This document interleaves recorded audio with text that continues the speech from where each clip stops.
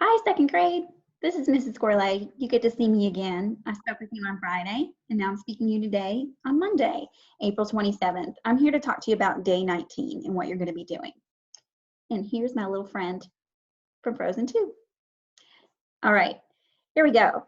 You're gonna need both of the rulers that you've made. The one that's a yard with inches, and the one that's the meter with centimeters. You're gonna need both of them. You're gonna be measuring a pencil, and you're going to be measuring a book. So let me go ahead and share my screen with you. So get a pencil, measure the length of the pencil, so the length of it, how long it is, the length of the pencil in centimeters, and measure it in inches. Did you use more centimeters or inches to measure the pencil? Explain why you think this happened in your math journal. Then you need to get a book. It can be any book. Here's one right here. Been wanting to read this, The Little Hummingbird. So you did a length of your book, and you're going to measure it in centimeters and then in inches. Did you use fewer centimeters or fewer inches to measure this book? Explain why you think this happened in your math journal or on paper. Then to complete, we want you to complete exit ticket for day 19, which is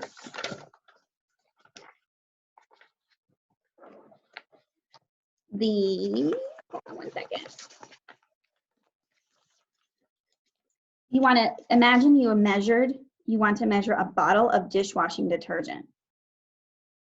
I use the little tablets, but that's okay. You can also measure just your regular dish soap, a bottle. Measure it in centimeters and in inches. Will you use more units of centimeters or inches when you measure? Explain in your math journal or on paper using pictures and words.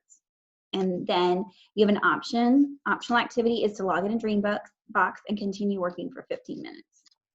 Okay? Then you have the optional video, like we had last week, where you can click on the live link.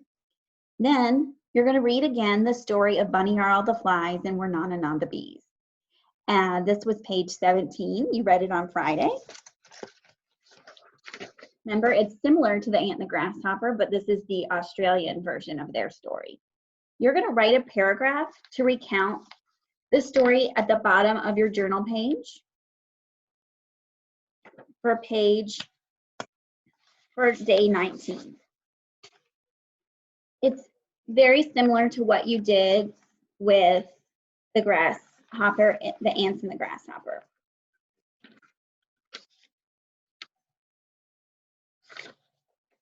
You want to make sure to use the checklist that was here and write your paragraph. One of the things that we've noticed kids are leaving out is write a sentence about how the characters respond to the problem. It doesn't necessarily mean the solution. They want to know, how did they respond? Like, for example, in the grasshopper and the ant, the character responded when he was hungry by asking the ants for food. That was his response when he was hungry. So be sure that you do all of the ones on the checklist. Okay, it's good practice, and use capitals and punctuation and a sentence starter.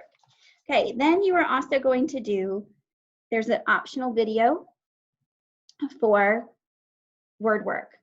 We are going to be working on homophones. Homophones are words that are spelled the same, but sound the same but are spelled differently. An example, 8 is the number 8 spelled with E-I-G-H-T, and then 8-A-T-E is like you ate a banana.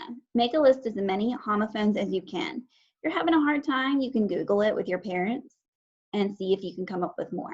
But always make sure you're safe when you do that you're doing it with an adult. Okay, then for science, it says compare life cycles, but we already did that on Friday.